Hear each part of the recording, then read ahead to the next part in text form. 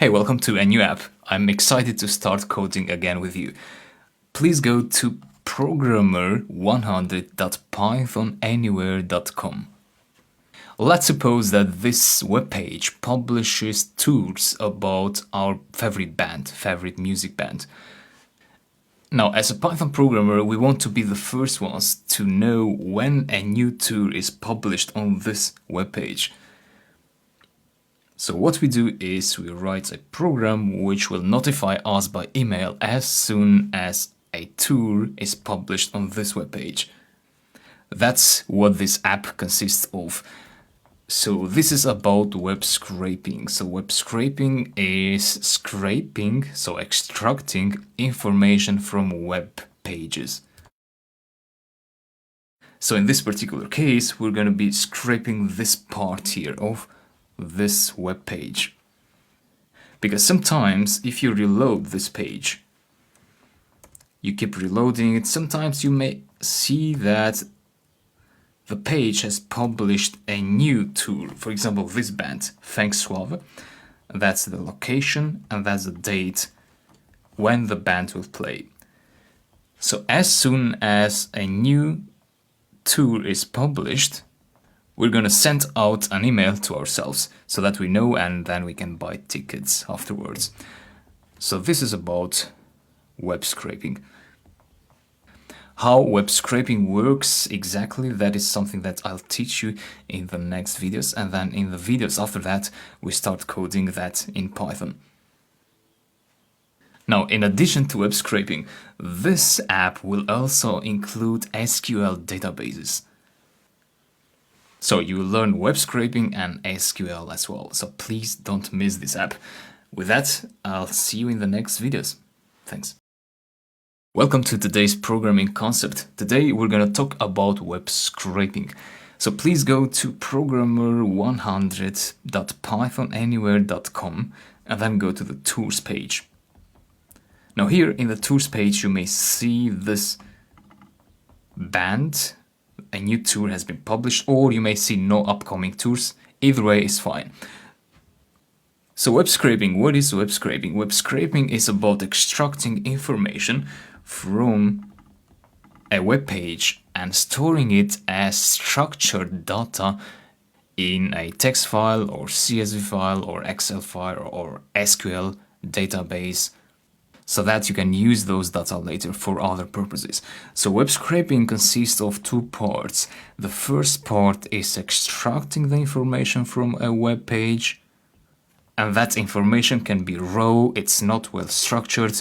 But then in the second phase, you parse that information, you filter out unnecessary data such as commas or other symbols and characters there might be there in the data you got in the first phase. And then, so in this second phase, you actually create data in a well-structured format and store that data in text file or SQL or CSV. So extract and store, these are the two phases. Now, how is all this possible? How does Python do these two phases? Well, the extraction phase of the web scraping process is about getting the URL of a web page, giving it to Python, and then Python, what Python does is it visits this web page on the background, and then Python looks at the page source of this web page. So even in a browser you can view the page source by right-clicking, for example, on Google Chrome, and go to view page source, and that will show you the HTML code which constructs this web page. So Python will look at this code, and then we will give Python some instructions. For example, give me the content which is inside the h1 tags which have this display timer, for example. So Python will extract this information, right? It will store it as a string. Now that was the first phase.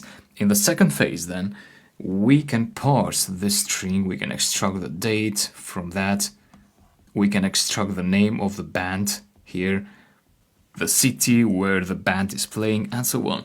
And then we can store that information in a well-structured format. In our case, we'll store it in SQL databases. but also in text files as well. We will try both versions. If you don't know what HTML is, please remember that we did have a lecture in day 29 that was a programming concept of the day. So it could be beneficial if you knew some HTML already. So that video is enough. Because by knowing HTML, you know what instructions to give to Python. You understand that this, for example, is an h1 tag, and it starts here and it ends in here.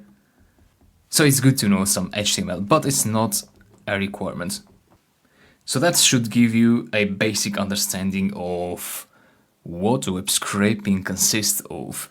So with that, we're ready to go into Python and code. So I'll see you in the next video. Hey, welcome back. Let's start coding. So I've created a PyCharm project, a new PyCharm project, and a main.py file. So how do we approach this app? Always think about whether the app has a graphical user interface or not. So does it have a graphical web or desktop interface?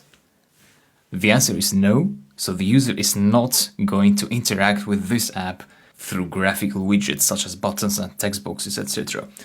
Therefore, we don't really need to create a sketch of the graphical user interface. That means we can think about approaching this program, about coding this program,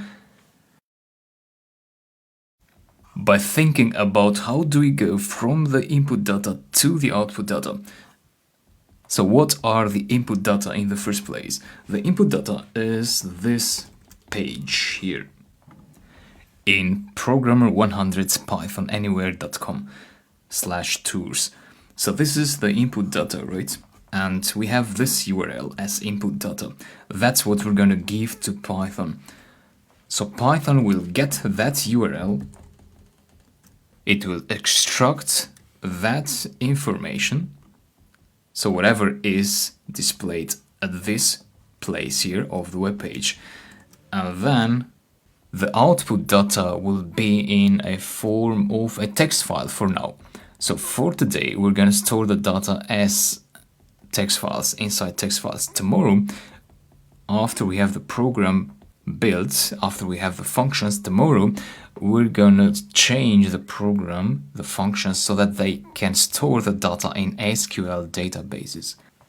So it's good to take things step by step. It's good that you first understand what this program does, you know the program well, and then tomorrow you can change the program by implementing SQL. So that means you can better understand what SQL is because you know what this program does. I hope that makes sense. So let's start by creating a URL variable in here and paste that URL, right? So that includes the /tour/part. You can also find this URL touched in the lecture resources, so you don't have to type it in for convenience. Now the question is, how do we extract information from this web page? Well, for that we need two libraries. One is requests, and the other is selector lib. The request library will get the source code, the page source of this web page, and store it in Python as a string. So the page source, again, is the one that you see when you right-click.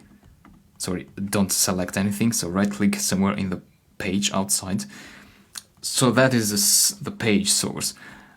So requests will be able to get that as and store it as a string. Then selector lib will extract only particular information from all that source code, from that HTML source code.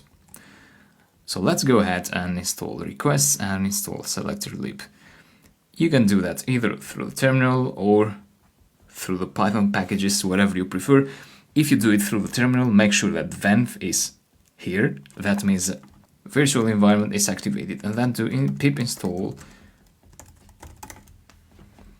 requests, so it should end with an S press enter, and that should install the request library.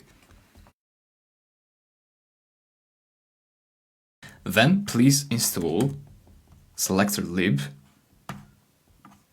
with pip install selector lib, no spaces, inside selector lib.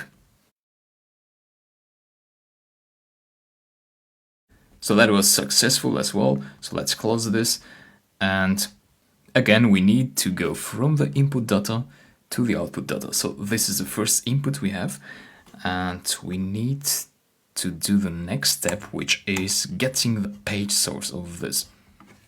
So since this app consists of different processes such as scraping, so extracting the information, parsing that information, storing in text files or SQL, then it's good to start with functions. So start defining functions. For example, define a scrape function. So this will serve the purpose of scrape the page source from the URL, right? So it should do one thing and do it well. And this should get as input a URL, so that's a parameter, and then in here you say response is equal to requests.get, so that's library, and here we provide the URL variable. Now you could write this function in a separate file, right?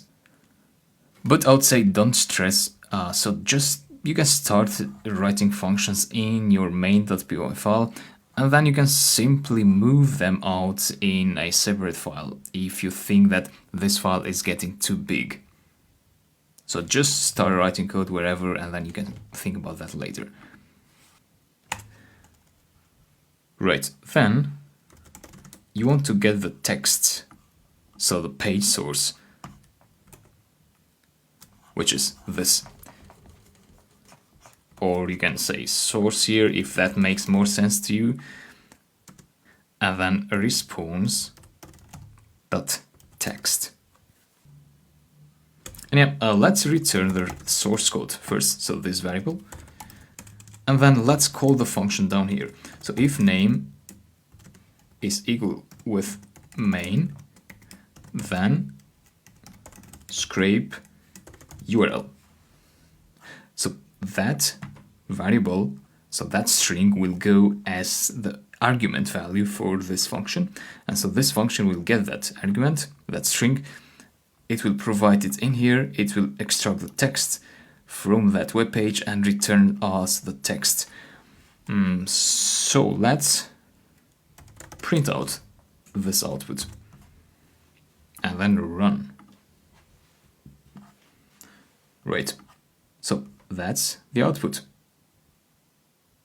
Now, to know if you got this right, try to look for this h1 tag. So this should say either no upcoming tours, which is fine, or it should display a band, so an event, a tour, an event basically. So either way is fine, it means it's working fine, you were able to access that page. If it doesn't work, please go to the lecture resources and download the headers.txt file. So that file contains some headers, so please copy that and you want to paste that in here.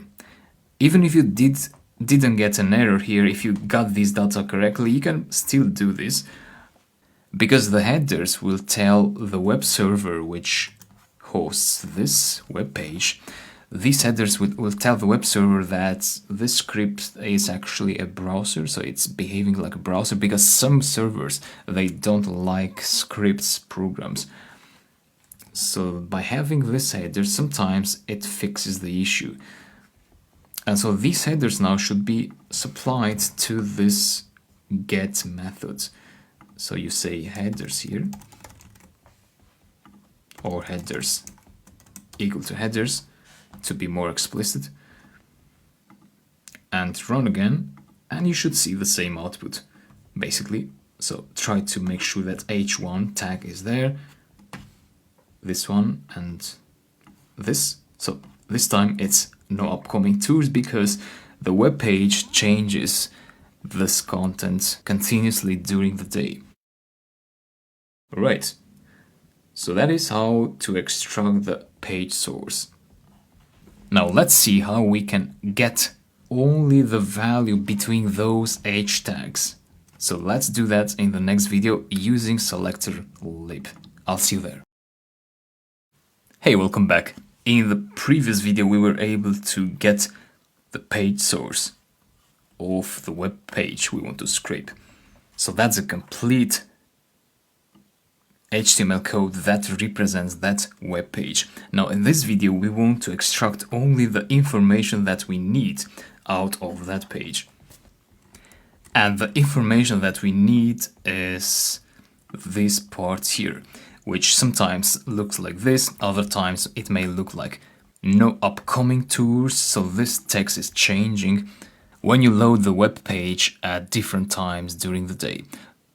By loading, I mean either through your browser, like this, loading it, or when Python loads it. So when you execute your script, Python loads the web page, and we want to know what it is at this position of the page, what text it is there. So we want to get the text. Now, the page source that we get in the command line, it's not very usable because it's hard to read, right? It is better to actually go to your favorite browser, such as Google Chrome. I do recommend you Google Chrome, but any browser will do, and right click and go to view page source. So this is the same code that you also see in the command line, but here it is highlighted. So we have the syntax highlighting here, which your browser applies to the code, so it's easier for us to understand what's going on here. So you might want to look for that text. In my case it is FangSuave, so that's the event that is happening. Or another better way, instead of going to view page source, what you want to do is you want to move your cursor on top of the section you want to extract, which is here in my case, and you want to right click there, and then you want to go to inspect, and that will take you exactly at that HTML tag representing that particular text. So you see here. So if you expand this, this is also the page source, so it's the same text. So this view here is even better because you can expand these elements and so on. So it's easier to navigate. The next, what we want to do is, you want to look at the ID value here. We need this because this ID uniquely represents this tag here. So we need to tell Python that, oh, give me the text which has this ID. And then Python, through selector lib, through the selector lib library, Python will get this text by looking at this display timer. So let's do this. Let's go to our code, and you can either expand your scrape function or you can create another function called extract. This can take a source argument, which is the text, the string representing the page source, and then we want to access the extractor class, and out of that class I access the from YML file method. Now usually we do something like this. We instantiate that class, we create an object instance of that class, But sometimes this is different, and this is something that you'll understand in the object-oriented programming sections later on in the course, when I explain you classes and OOP, so object-oriented programming. So for now, just don't worry about this. This is a class method, so a method of that class, and so we call that method here. And then this method now takes as argument the path to a YML file. Let's call this file extract.yml, and this file now should be created in the project directory. So go to File and write extract.yml. And here we will write tools, a colon, press enter, and then in here say CSS, colon, single quotes, a hash symbol, and display timer.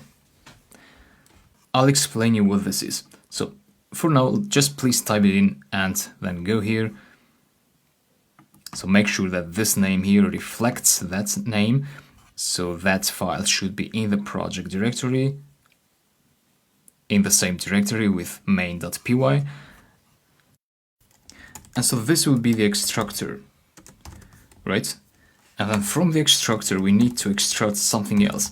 So do extractor dot extract, and here you pass the source. And out of that, we do tools with this syntax, so like similar to list indexing. And then return value. Now let's call this function extract the source. What is the source? Well, the source is returned from the scrape function. That means we say scraped here is equal to the scrape function call. So the URL goes to the scrape function returns the source. So that's a scraped source, and then in extract we provide the scraped variable, that variable in here. And let's say extracted is equal to that, and then we print out extracted. Alright, so let's run this and see what we get as output. Right, so no upcoming tours. So we extracted that content successfully. If you run it again, perhaps you'll get one of the events. So which is the purpose of this app? This app should run continuously, yeah, there we go, until it finds a new event, and then we send an email to the users, to ourselves basically, that a new event was found. So if you got some errors, please double check that this reflects that file path, YML, the extension, be careful, and the content of this looks like this. So let me explain what this is. Tours is just a name we give to this. You can write whatever you like, but then this tours has to reflect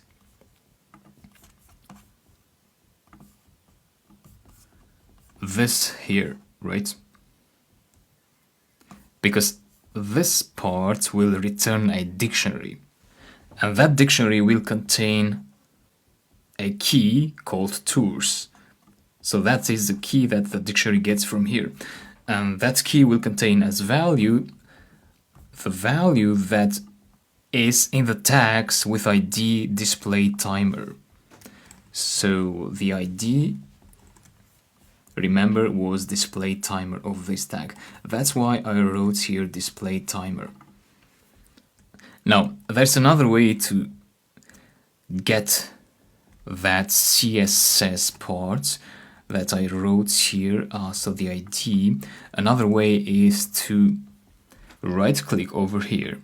So let's do it again. So that's the web page, right? We right click here, we go to inspect, then we find where this is as an HTML element, so it's here. Then we right click here, and then we go to copy, and then we go to copy selector. So if you copy that, what you'll get in your clipboard will be that display timer. So just paste it, for example, here. You see, that's the display timer. So that's the ID that your browser gives you for that particular elements. So the second way that I just show you by right clicking here and going to copy and copy selector, this is a more standard way because sometimes web pages might be more complex, so it's not easy to realize, to find out what the ID is actually. So what you want to do is always find where that text is, find the element here in the inspector tool, and then right click and go to copy and copy styles, and then of course paste that in here. And that's the code, the complete code that extracts that value. Now in the next video we want to work on storing these data somewhere, and we'll start by storing them in text files. So let's do that in the next video. See you there. In the previous video we were able to extract a particular value from the web page, this value. Now let's think about how do we approach the issue of sending out an email when a new event is published on the website. So let's go at the end of our script in here and try to find out some logic how we could do this. So extracted is the variable which contains the value we're looking for. So perhaps if we could say if extracted is not equal to no upcoming tours, or wherever the value is for no upcoming tours, because sometimes we get no upcoming tours in here, then we send out an email with trigger function, which we could define in here or in another Python script. For example, send email. Let's keep it here just for simplicity for now. We can move it out in another file later. So let's say print email was sent. Of course, we will replace this line. This is just a dummy line for now, so we'll replace it with actual code which sends out an email. But for now, let's see the functionality of this. So send email when this is no upcoming tours. Let's run this. Yep, so this is what we got. Actually, it's not what we expected, what I expected, because you see this says no upcoming tours, but if this was no upcoming tours, we don't want this email to be sent out, right? So we only want to send out an email when this is different from that, but the actual value on the website is with lowercase letters, lowercase u and lowercase t. So let's run this again. Right, so now we have an event, and then the email was sent. So let's run it again. No upcoming tours, no email was sent. You see no output of the email function this time. So for now, we're simply executing this function from PyCharm manually. But what we normally want to do to make this a real app, a real world app, is that we want to put this script, this program, on a server which runs 24/7, and then that server will execute the script, say, every 1 minute, depending on how much accuracy, how much precision you want. So you can have it 1 minute or every day and so on. So you can schedule this script for execution, and that server will run the script and it will check every day if a new event is found and send you an email. But there is a problem here. So let's suppose that a new event was published on the website, right? For example, ThanksSuave. And so your Python program will send you an email, but then tomorrow the server will run again that program. And again, the server will find that this value here is different from this string, right? So again, the server will send you a second email the next day. And then the day after that, it will send you again an email. So perhaps this is not the behavior you want. Perhaps you want that if a new event is published, you only want to get an email once. You don't want to get an email the next day for the second time or the third time. If that is something that you want, then you want to store the data somewhere. And then check here with another if conditional. So you can check, for example, if not extracted in, let's say you store the data in data.txt, send email. So basically we added two conditionals. First we see that if extracted is not this, and then we see that if extracted is not in that file. And this file is something that we will create now with another function. This not here can also be placed in here. That will make it clearer. It does the same thing, but this is more readable. If extracted not in data.txt, send email. So then we want to go perhaps in here and say define store extracted, and then we say with open data.txt in write mode as file.write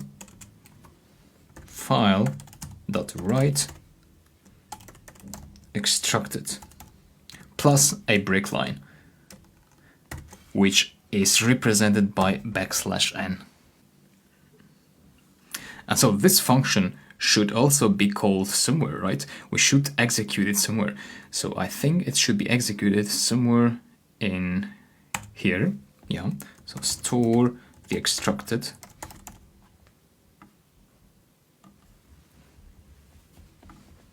Let's create some break lines between these because we have all these underlines from PyCharm.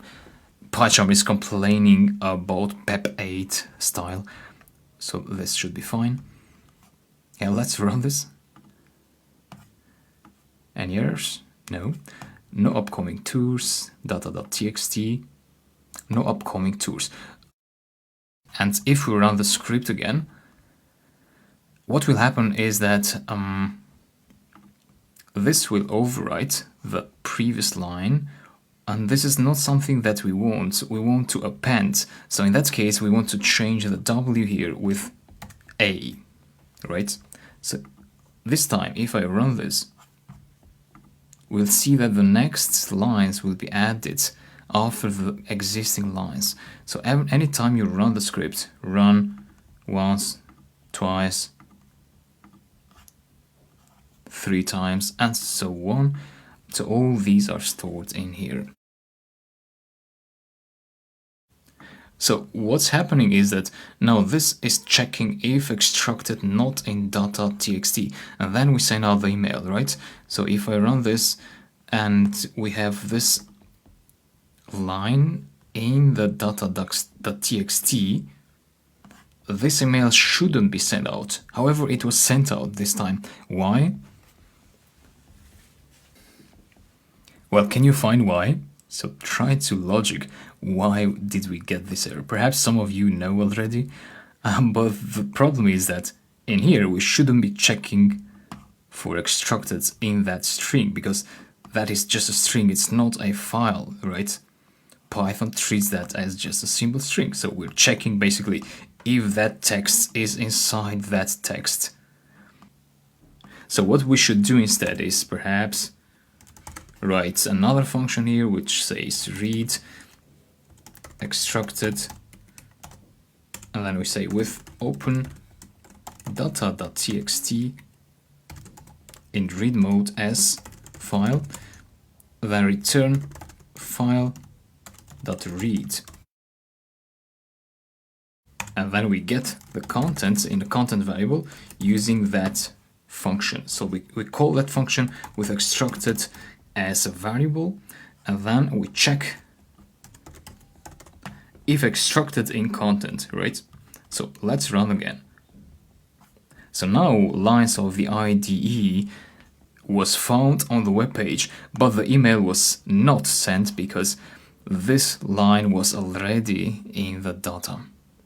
So this is working fine, right? But it's not so efficient because we're getting all these data stored in this file unnecessarily. So perhaps we want to make this more efficient. So perhaps we don't want to store the data anytime the script is executed. So we don't want to run this function at this line, but perhaps we want to cut it from there and put it here. So we only store an event when the event is new. So let's actually delete all these, save the text file and run again. So what we've got is a new event, email is sent, because now there were no events in the new text file. And then we run again.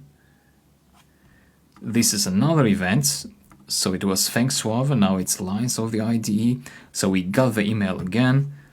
Let's run again. No upcoming tours.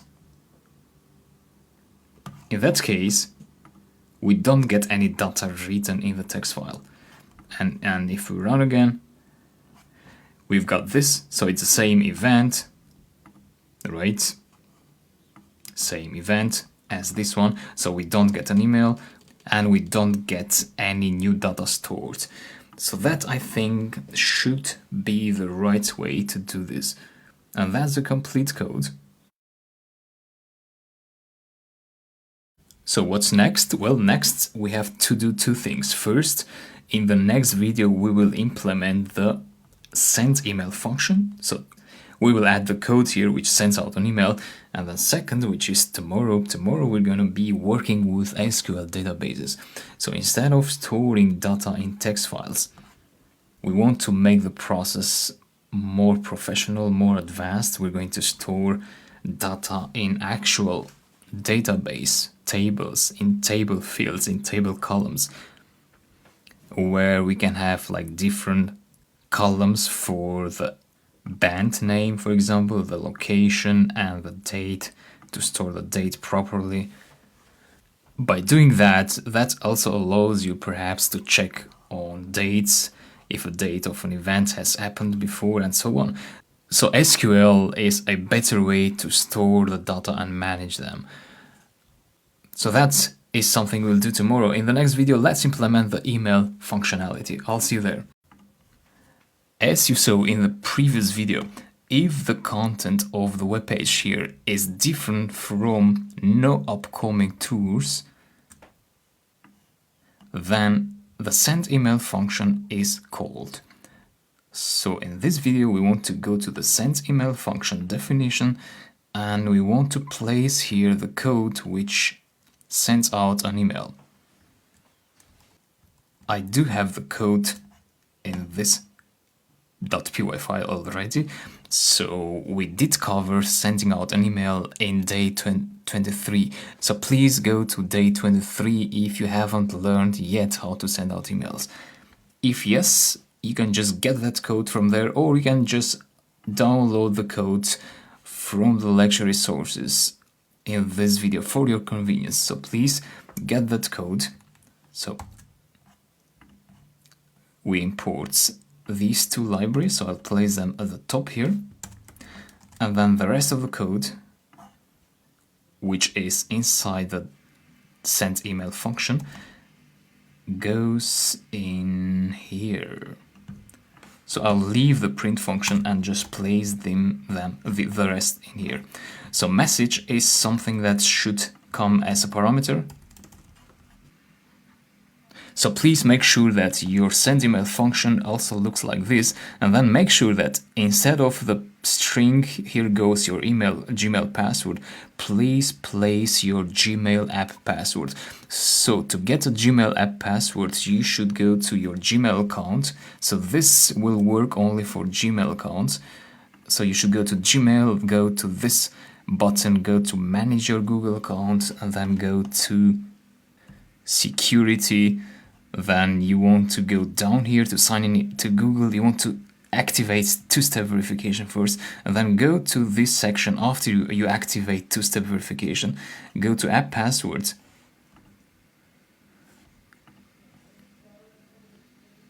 And then create a new app with the other as option. Just write a name, for example, scraping, and press on generate. That should give you a Gmail app password. So copy that string and place it in here. So that is the password for the email sender. So the email account which will send out an email, and that will be the receiver. So in my case, I just place the same sender and the same receiver since I'm sending out emails from my Gmail account to my Gmail account. So this is fine. And let's call this function in here. So send email with a message as something like, hey, new event was found. So that should do it. So let's run the code. No upcoming tour, so this time no email was sent. Let's run again. Also this time there were no emails sent. So if you want to get an email, first make sure that there are no events here. So start from scratch basically. Delete those data from data.txt, save data.txt, and then run main.py again. No upcoming tours. Let's try again until we find an event. No upcoming tours. One more time. No upcoming tours. One more time. Yep, so we get this certificate issue here. Now, if you did get this error, the certificate verification error, then you want to go to Finder Applications and then locate Python, but locate the Python version that you're working on, and then click on this install certificates.command. So once you do that, then try to run the code again.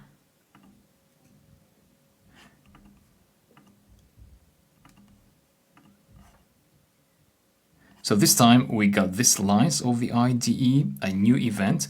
So I should expect an email on my Gmail account. So there we go. Hey, new event was found. If you want to have a subject here, please go back to the video where we show how to send an email in day 23. As for today, we're done, so I'll see you in the next video. Thanks. Welcome to the last video tutorial of today, and then in the next video I'll give you the exercise, the project for today. So in this video what we want to do is we want to implement a while loop here, somewhere in here, so that the while loop will execute these lines every X number of seconds or minutes using time.sleep. Let's try 2 seconds for now. You can change this to 3600 seconds and so on. So time is a library which should be imported. It is a standard library. And yeah, so what this will do now is that once you run the script will execute the scrape function over and over again. So it will always be checking for new tours every 2 seconds for events, tours, whatever we call it. So this is a way to have the script running non-stop so that it checks for data, it stores data wherever you like to do. The while loop is one solution. Another solution would be to use Python Anywhere. We covered Python Anywhere in day 28, so Python Anywhere is a service and they give you a server for you to use, and in that server you can schedule a program, a Python program for execution at a particular time every day. So in that server you can execute the Python program every day. So the server can execute it automatically. And that happens if you have a free plan on Python Anywhere. If you pay, then you can schedule the program at more closer intervals, at shorter intervals. Otherwise, the while loop is another solution. So to run your script, and you have to keep your computer turned on then, so that the program keeps running. And yep, that's what I wanted to show you in this video, and in the next one I'll give you the project for today. See you there. Welcome to today's project. For today, your task is to do some web scraping, and the web page you can use for today's project is programmer100.pythonanywhere.com. Now, previously we worked on the tours page, but today you will work on the home page, this one here, which shows this temperature. And if you reload this page, anytime you reload it, a new temperature will be loaded. Right? Sometimes it could be the same as previously, but that's fine. So these are like observations of the temperature, and this might change with time.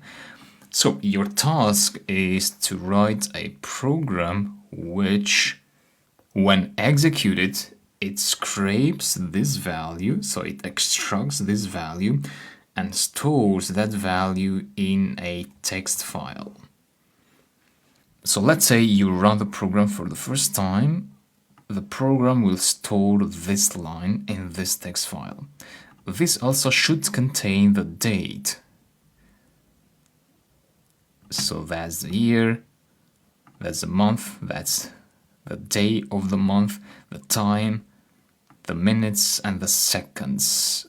So that is a timestamp when the scraping was executed, when the program was executed. And that is the value scraped at that particular time. And then if you run the program for the second time, then the new timestamp is stored in here together with the temperature, and these are split by commas.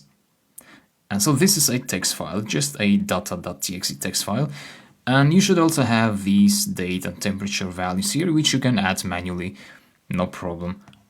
So you can create a data.txt file first, write this date, comma temperature here, and then let the program write the rest.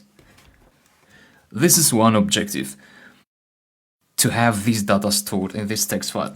Now, an optional task, a second optional task, is to create this simple Streamlit app which graphs the temperature values that you have stored in this file here. So that's the optional part. If you like to go further with this, you can create this web app. So that's the date horizontally, and that's the temperature vertically. So good luck with this, and I'll show you my solution to the next video. Thanks. Hi, welcome back. In this video, I'll show you my solution to the temperature scraping project. So let me show you the script quickly if you want to take a look. That's my main.py file, which scrapes the data and stores them in data.txt. And that is the optional part where I plot the data using Streamlit. So let me go through the code now. I imported requests and selector lib. This does the scraping part, this does the parsing part, the extraction part, if you want to call it like that. And then we need the datetime class, which will create these datetimes. Then we have the URL and the header variables in here, the scrape function, which is the same as the one we wrote previously when we scraped those musical events, and the extract function is also the same, so it's working on the extract.yml file, which looks like this. Right? This is something you may really be interested to see. So I extracted this on Google Chrome, by right-clicking, going to inspect, and then right-clicking on the element and going to copy selector. And what I copied was this entire selector string, right? And then we've got the store function. So this is different from the function we had previously in the musical event scraping project. So this time I created a now string, and that is generated by datetime.now, which gives us a datetime object type, and out of that we extract the string. So basically converting the datetime into the string where we have the year, the month, the day, with dashes in between the hours, the minutes, and the seconds. So that is stored in now, and then I open the data.txt file. I construct an f string, so this will represent each line, right? Where we have the date, a comma, and then we have the temperature, and then a \n to make sure that the next line will be added on in a new line. And then I write that line to the file in here. This is for reading the file. Actually, we don't need this. This is just a leftover from the previous project, so I'm just deleting that. And then in here, we extract the page source. We get the extracted value, the temperature from that. We just print it out, and then we store that temperature value in the data.txt file. So store is this function in here. And then the optional part was to plot those data. So that's my webapp.py file. I used pandas to read the text file since these are CSV data, right? Comma, separated values. So these are separated by commas, so it makes sense to use the read CSV method of the pandas library. And then we create a figure using px.line. Px represents the express module of the Plotly library. So we create a figure object by using the date as the horizontal axis values and the temperature for the y-axis. So the date is the name of this column, right? The dates will be plotted along the x-axis and the temperatures along the y-axis. And we have the labels dictionary in here, and then we render that figure object in the web app using this line here, and that's it. So that was my solution to this project. Let's move on to the next day, so I'll see you tomorrow.